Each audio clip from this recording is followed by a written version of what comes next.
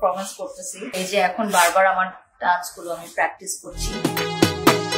আমি শুধুমাত্র by fireworks এর জন্য লাস্ট 7 days ধরে এগুলো খাচ্ছি।